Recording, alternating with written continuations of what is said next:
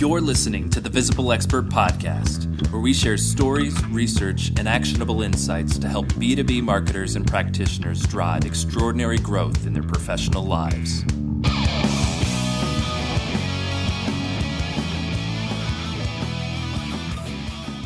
All right, thanks for tuning in to the Visible Expert Podcast. I'm John Tyerman.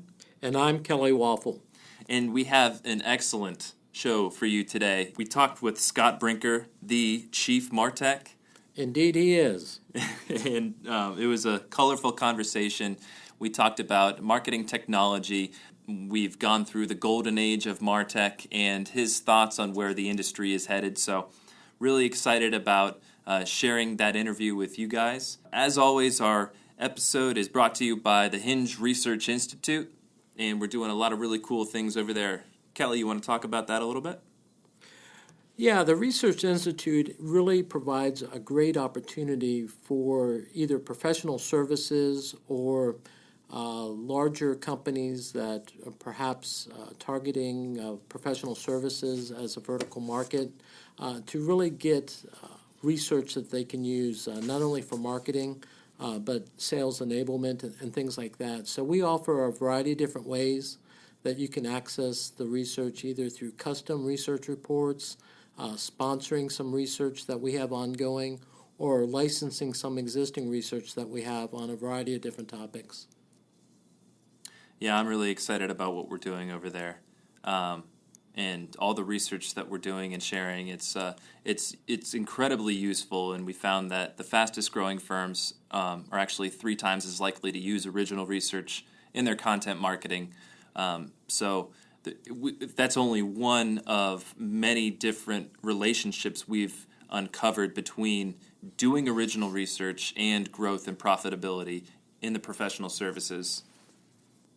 So we talked with Scott, and it was really interesting how he kind of talked about buyers of marketing technology are coming to this fork in the road of, do we listen to the vendors? Do we listen to the analysts or consultants who are advising us on what marketing technology to take a look at? So you'll be interested to hear Scott's thoughts on that, and we also talk about that in more depth on the back end of the podcast. We also talked to Scott about his Shakespeare Sunday and some of the things that he's doing, adapting marketing technology with Shakespearean prose.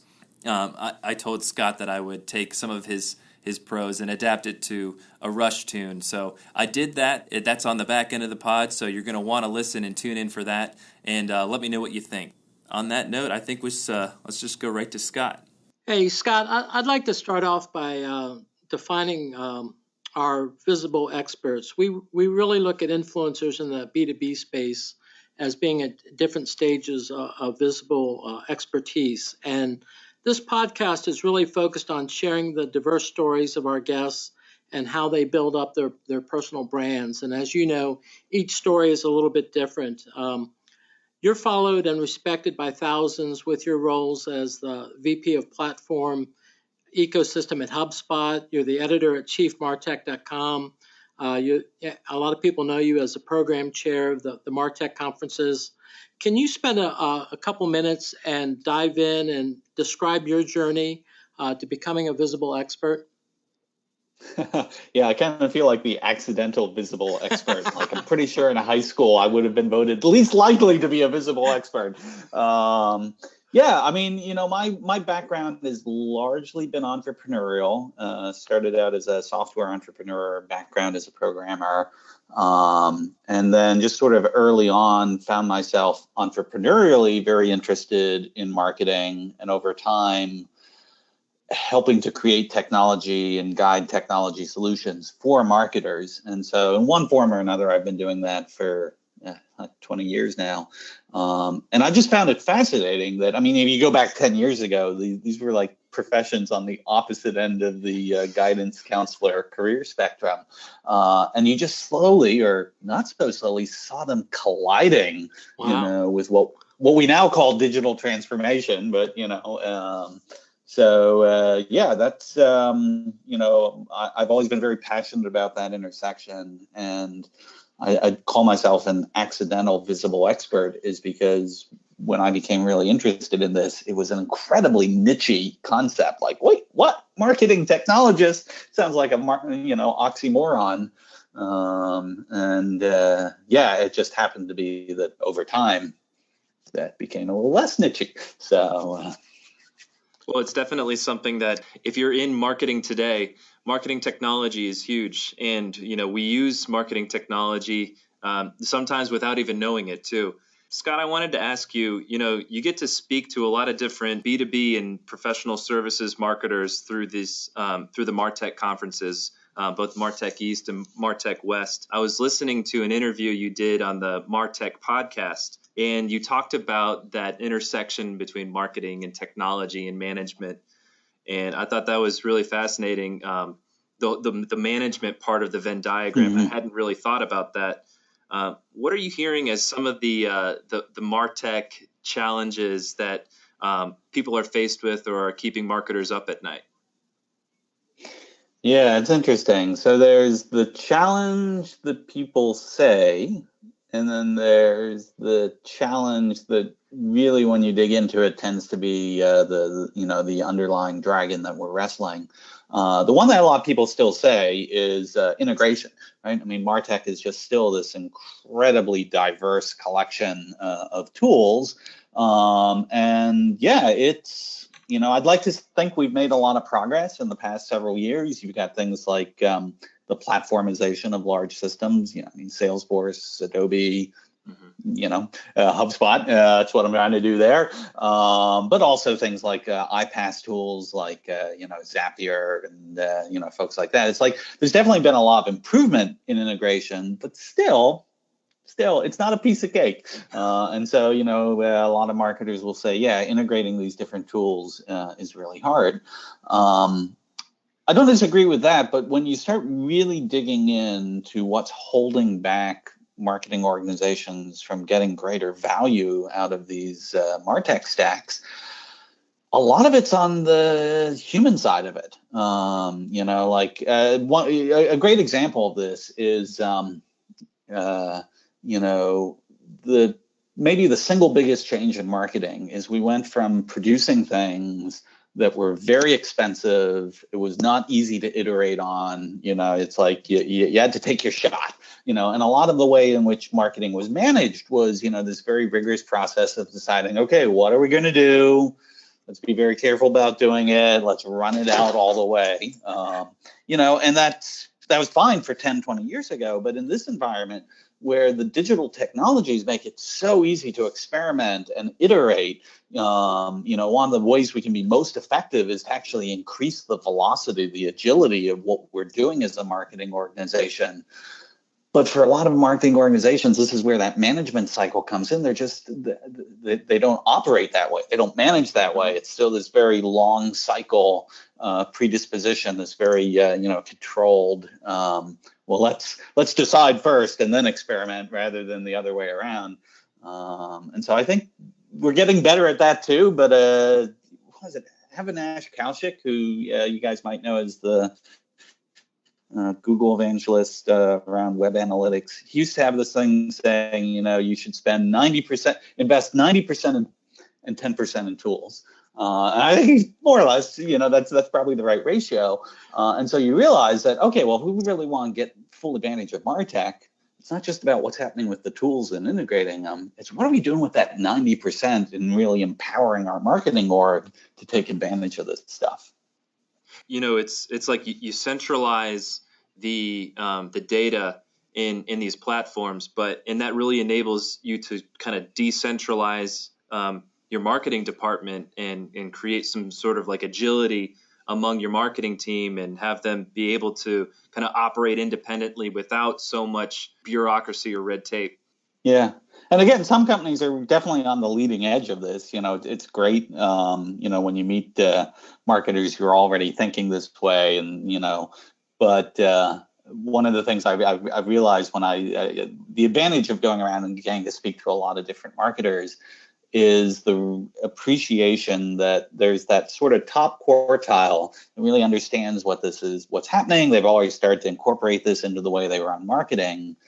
But for the vast majority of businesses and marketers out there, yeah, it's still they're earlier in that journey, and we still got a lot of work to do to sort of take that transformation on more of a mass basis to the profession. Yeah, and speaking about that journey, Scott, I've heard you talk a couple times about the different ages of MarTech. Can you spend a couple minutes kind of describing the different ages and what age you think we're in now? And specifically, if you could talk about the trends that you think are changing the nature of MarTech overall. Sure. So I've kind of said that I feel like the past 8 years or so have been like a golden age of MarTech, Right. in the sense of, we just have this explosion of, all these technologies, the dependency upon this technology throughout the marketing organization. Again, not to say that there haven't been a lot of challenges with it, but yeah, it's been a golden age. But it struck me that I feel like we're at an inflection point where what the next 8 years of MarTech is going to look like is changing in some very interesting ways. To describe them, it's like back in this first golden age of MarTech, one of the most popular questions people would debate would be suite or best of breed. Right. It's like, okay, well, if I get a suite, I get all the tools from this one vendor. And the good news is they should all work together. The downside is, okay, well, if, some of them may be great, some of them may not be great. It's kind of a basket. I take it as it is. Or I could go best of breed, which is, I can pick the very best tool for, what I use for my web, what I use for my CRM, what I use for my social media marketing, but the weight is entirely on my shoulders for how do I integrate these things and pull it together. And so people would debate this for years. And the thing that's gotten really interesting, and this speaks to, us starting to overcome the integration challenge, is I think in this inflection point we've reached is you are increasingly seeing the major MarTech providers take an open platform ecosystem approach. That it's like, okay, I'm going to buy Salesforce, Adobe, HubSpot, whichever it is. But then within that solution, they now have these open ecosystems of certified apps that I can go into a marketplace and I can say, oh, yeah, okay, well, what's the best of breed tool that's already designed to plug into this platform for, pick something like influencer marketing, or, I need to dedupe records, in my database, what's the best tool for that, and so we've gone from, suite versus best of breed to really platform ecosystems. I think that's one of the things that's going to distinguish what the second age of MarTech is going to look like. That's going to be a lot of, explosion of all these new capabilities around these platforms. That's going to take us in some very interesting new places. Do you think that's squeezing out some of the middleware companies? Do you think that'll make some of those companies obsolete? It'll be interesting to see. One thing that's happened is you've obviously seen the acquisition of several of those middleware companies, like Salesforce's acquisition of MuleSoft, I think was probably one of the bigger ones that sort of kicked that realization off. One of the things I feel in general is there's just more software in the world than you can imagine. Like in MarTech, right? We know there's something like, at least 7,000 apps, probably if we were really thorough, many, many more. But that's just marketing, right? You get into all the software that people are using, for ERP and how's this connecting to their finance systems and all this sort of stuff. It's just so much software, and people want to find ways to connect it all together. I think, while the first-class citizens are on MarTech platforms will be those, direct integrations that are officially a part of the ecosystem, I think there's still going to be an incredibly vibrant market for these other kinds of middleware solutions that sort of reach the next tier out. And there's just going to continue to be more and more and more software in the world. So I don't think they're going to run out of, they're not going to lose runway in ways they can help connect value. Well, that's interesting, and I was actually going to ask you about that marketing technology landscape super graphic, which I think is just fascinating. I found myself kind of really diving in deep into the high resolution version that you have. I got lost in there for about 15 minutes. I know the feeling. And according to you, it only grew. The marketing technology landscape only grew by about 3%. Do you think we've reached peak MarTech? Are we running out of marketing processes to automate? Yeah, it's a great question. Yes and no. So I can definitely, as the joke I made when we released it is, well, we've definitely hit peak MarTech landscape of just like, my ability, even with a team of people who are now helping create this, it's just, there's only so many companies we can, keep track of.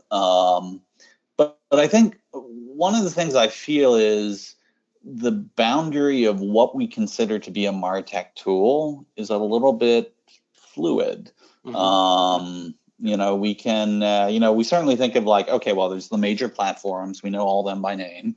And then you get into, these companies that are significantly funded in the space, and there's a lot of the companies that are on the MarTech landscape who you're like, okay, these are companies that are, probably at least 10 million in revenue and, growing.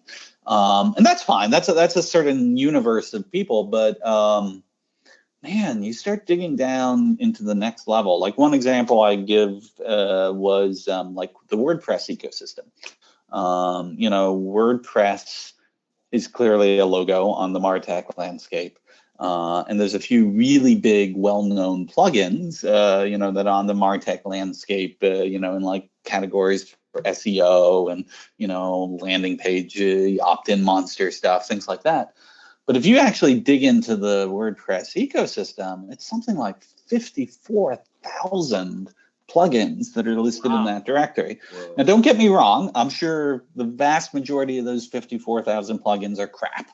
Probably a lot of them have just been sort of abandoned, and that's just the nature of software. But even if you assume only like 5%, of them are any good, you're still talking about, like 2,000, 3,000, WordPress plugins that, again, a lot of them are very niche-y. They might only be serving a small group. But hey, listen, if I'm a solo developer and I've created a WordPress plugin that I sell for like, $25 a year, but yeah, I get like 10,000, WordPress websites that, love it and install it. Wow. I mean, that's actually a pretty good living. And, you've got now a lot of these developers, they have the technical capability and the distribution capability to be these solo entrepreneurs. And so, yeah, I think that long tail of MarTech apps out there is huge. Should they all be on a landscape? I know I probably don't have the resources to do that, but yeah, there's more out there than is on the landscape. I guess that would be my point. You talked recently, I saw a piece that you did, Scott, about MarTech stack utilization and how it can be a misguided metric when it's disconnected from value. Can you speak to that a little bit? Sure. So again, this is, the seed of this has actually been, a really important issue for years. People buy these tools and then historically only use a tiny, tiny fraction of what the tool is capable of. And I think generally our opinion is, oh, well, that's a bad thing, right? If you're going to buy this tool, you should use, what you bought.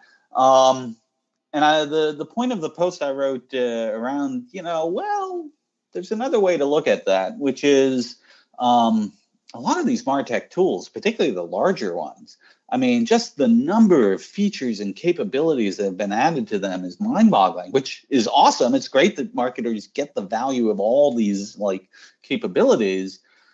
But the subset of those capabilities that are relevant to any one particular business, and one particular marketer's, mission that they're trying to accomplish, over a given, period of time is probably a pretty small fraction. And so I guess the point was saying, listen, MarTech utilization is worth thinking about because you don't want to buy stuff if you don't need it.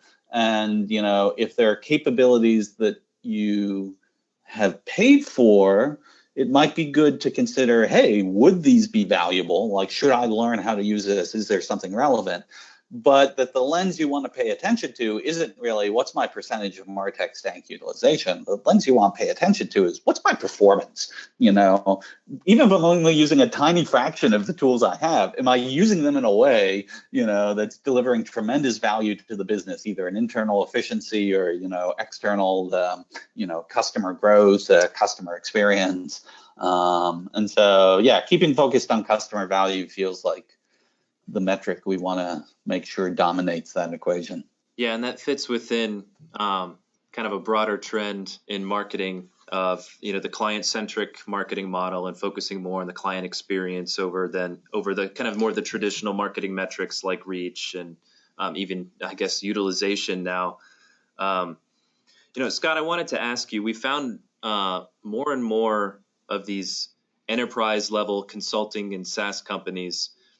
They're using their own original research. Obviously, they've got a plethora of data available to them now today, or they're collaborating with other folks with different data sets and using that research and data as part of their content marketing, content that they put out in blog posts and research reports and so forth. What do you see as the value or benefit of using sort of a data-driven or research-driven approach to marketing? Yeah, I think, it's incredibly valuable. I think the challenge is, so I have it's funny, I have a love-hate relationship with data-driven marketing, because in theory, it's ideal. It's like, right, okay, well, obviously you would want to use data to inform your decisions, instead of just pulling guesses out of the air. The problem is in the translation from the theory to the practice is the quality of the data set we're making those decisions on. Yep.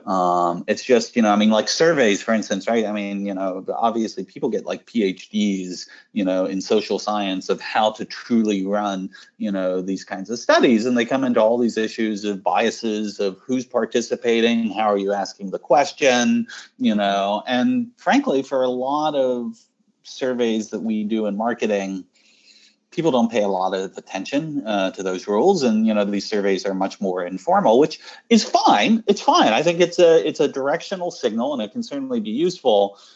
But I get very nervous when people do these relatively fast and loose surveys, and then they start to treat the data that comes out of that as somehow like, oh, well, this is just objective truth. I'm like, well, no, it's some signal that's possibly in the direction of truth, but it's not. It's not quantitatively, capturing reality, quite the way we'd ideally like. And so I guess by all means, engage in it. I guess I just caution people to balance how much they're leaning on that data with just common sense, and sort of other sources of validating those assumptions. Yeah, I think that's a great way to put it, the directional signal. I'm lucky here. We've got Lee Fredrickson, our managing partner. He has a PhD in behavioral psychology, so I've been able to study under him. Survey design. Yeah, see, that is a group. Yeah. Yeah. So it's professionally really understands how to run those things. Yes. Yeah. Yeah. So believe me, I go to him sometimes with, hey, what do you think about these surveys? He's like, no, John, you gotta ask the questions this way, and so it's really beneficial. But no, awesome. I also too have a love-hate relationship with data-driven marketing, because I see these surveys put out by other folks all the time, and it's like, okay, I can see where you were going with this and how you asked the question, and maybe it's a curse of being a market researcher, but yeah, I totally get that.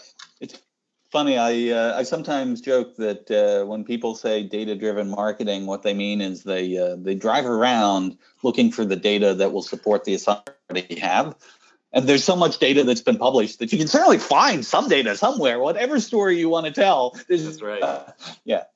Hey, Scott, many of our listeners are they're aspiring to become visible experts in the space and in B2B and professional services. If you were able to give them one piece of advice, what sort of advice would you give them if they're looking to build their personal brand?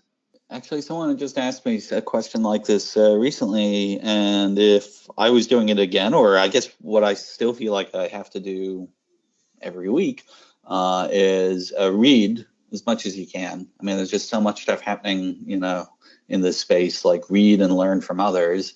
And then the second step is to build. It's not enough just to read about this stuff. It's like you have to get hands-on and just, feel what it's like to, try and put these things into practice and then turn around and write, based on then what you've actually, built and you've experienced. Publish it, share it. And if you just keep repeating that cycle, again, we started out here, I said I felt definitely like an accidental visible expert on this stuff. And frankly, for years, that was just the mode of reading stuff, tried building some stuff, would write about it. Maybe like 30 people would pay attention to the blog post. I was thrilled. I was like, oh my God, there's 30 people out there who would like read this. This is awesome. And it was just then years later that it happened to intersect in a way that, there was a broader audience. But I think even for, it's not really the size of your audience that matters for a lot of folks. I mean, as a professional in this space, what matters is if you're producing stuff that really adds value, and you get that reputation within your circle. I'm very confident that the professional karma that will bring back on you will be paid many times over.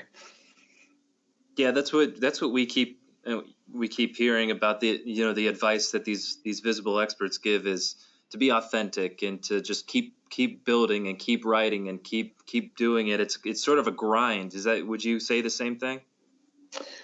Yeah, so actually it's interesting you use that word grind. Like one of the reasons I've not pursued being like a professional blogger or, frankly, really trying to like do things like monetize the blog or things like that is because I actually don't want it to be a grind. Like basically I want to keep it in a mode where I write things because I'm interested in it. I'm passionate about it. I want to get it out there. If a week goes by and I'm not feeling it, I don't like stay up at night. Oh no, I gotta just publish something. The beast must be fed. Right. My view is, listen, if you're trying to do this as part of like an outlet for passion on this, find ways to put the boundaries in place that let it continue to be fun for you. And that's a little bit different, like, for professional content marketers, they have a different agenda, right? They're trying to actually grow a certain amount of traffic and get a certain number of leads. And so for them, they maybe have to be committed to the grind. But I have not been committed to the grind, and it's been wonderful. That's great. A while back, you took to adapting some Shakespeare prose to include some MarTech issues. I've really gotten a kick out of them. I enjoyed them. From your perspective, though, Scott, what brought them on? Yeah, I think the verb adapting is probably too kind. There would be less kind language that others might use. Well, I think, the first one I just sort of came up with as a riff. I think it was the, all the world's a platform and right. The men and women merely apps. Because, I'm a platform guy. That's what I do at HubSpot. And so I found it amusing for me personally. I just posted it on LinkedIn for the heck of it. And then, all these other people started chiming in and like riffing on their own version of, this. And I would then riff on what they would riff on. And it became this really nerdy thread of the intersection of MarTech and, Shakespearean literature, which is not an intersection that comes up very frequently. But we had a good time. So I guess, if anyone else was amused by it, I'm happy. It was really interesting content. I thought it was a great creative way to package up the content. So when I first saw that, I couldn't help but think of Rush's Limelight, and I wanted to put your prose to that tune. So maybe I'll get my guitar and I'll play it for you one day. Awesome. All right, I'm there. Well, I hadn't really considered the intersection of Rush's back catalog and MarTech either, but They're talk about a niche, right? Pioneering. Exactly. All right. Well, I think, Scott, thank you so much for joining us today. It's been just an honor and a pleasure to be able to chat with you. And I had a ton of fun. I love the MarTech Shakespeare Sunday.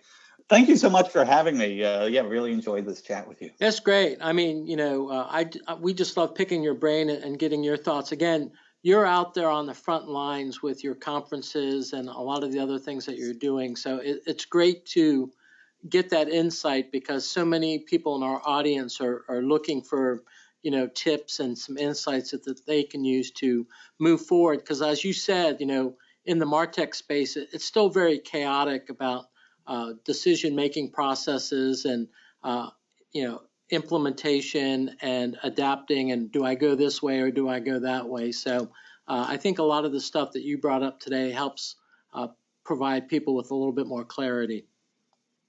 Yeah, I think the industry's come an incredibly long way over the past 8 years, but it's also very exciting that it's still early in this profession and this discipline. And the next 8 years are going to be even more exciting, I'm sure. Your second golden age. The second golden age. Here's to it. Exactly. Well, Scott, if for our listeners, if they want to connect with you or if they wanted to read your stuff, where should they go? Sure. So my blog is Chief MarTech, and that's ChiefMartec without an H at the end. Long story. So chiefmartech.com, and I'm also the same at Chief MarTech at Twitter. So happy to chat. And that was our interview with Scott Brinker. I thought his perspective was really great, and I love what he's doing over there at Chief MarTech. Well, after all, he is the Chief MarTech. He is the Chief MarTech. That's right. Indeed. Hey, Kelly, I thought one of the things that Scott was talking about that was interesting is the companies that are looking to invest in marketing technology are coming to this fork in the road. Should they listen to the marketing technology vendor? Should they listen to the implementation consultants? What are your thoughts on that fork in the road? I think Scott touched on it a little bit. It's very frustrating as a marketer. Again, you look at Scott's Supergraphic and all the vendors out there, but right up front, you've got to figure out, are we going with a best-of-breed approach? Are we going to invest in some sort of suite or all-in-one platform that will take care of all of our needs? Or, as Scott's talking about, some of these larger vendors now, Adobe and so forth, are now coming out with these open platforms that cover a lot of the ground but still give you the freedom to use APIs and things like that to connect in a little bit of best in breed as well. So everyone is coming at it a little bit differently. A lot of people have made large investments in platforms already, and they want to continue to get some sort of ROI on those platforms, so they want to build on those platforms. Others are coming in a little bit fresher, they're not carrying any kind of technology baggage, so they can kind of start with a clean slate and try to build that out. One of the things I know, I used to hear all the time is people just frustrated on where's the source of truth for information around marketing technology. So a lot of the content that you see out in the MarTech space is really driven by vendors. So they will come to you and they'll tell you, here's a 7-step process, or here's the framework you should use, and things like that. And, it may sound logical to you or whatever, but keep in mind that most of the time they've got some sort of agenda that they're pushing. Obviously, they want to promote engagement with their product. So take that in mind as well. And, then you've also got the analysts out there as a possible source of truth for you. So the frustrating part is there are a lot of people that don't have subscriptions to different analyst groups. So then it might be worthwhile to, engage with some consultants out there. So there is a lot of good content out there that's written by third parties, and I would encourage people to do their homework and look up that content versus just accepting the content that comes out from various vendors, even if they're large vendors. Yeah, I couldn't agree more. I think being the research guy, of course, it does pay to do the research, right? Right, So, right. yeah, so I thought those were good points by Scott, great points by you, Kelly. Thanks for illuminating our listeners to the world of marketing technology and everything that goes along with it. So I think that was a really great interview with Scott, and we talked a little bit about his Shakespeare Sunday, and I mentioned that I did want to adapt his MarTech Shakespearean prose to Rush's Limelight, and I did that. So if you're listening, we're going to take out the podcast on that note, and if you like it, drop me a line on Twitter, drop me a line on LinkedIn, let me know what you think, and yeah, so here comes Living in the MarTech Limelight.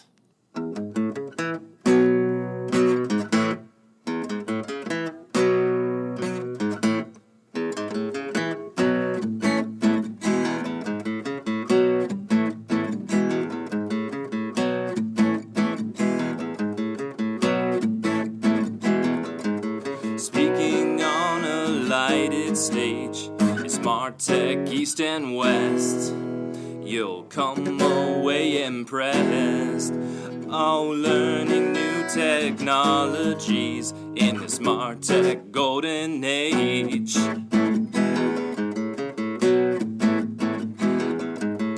All the world can be a platform. We are applications with our features and frustrations.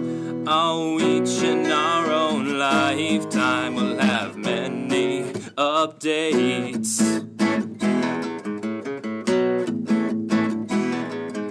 A centralized dashboard is the universal dream for modern marketing teams.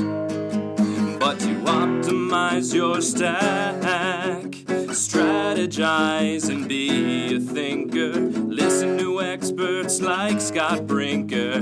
Get beyond the functions and the features.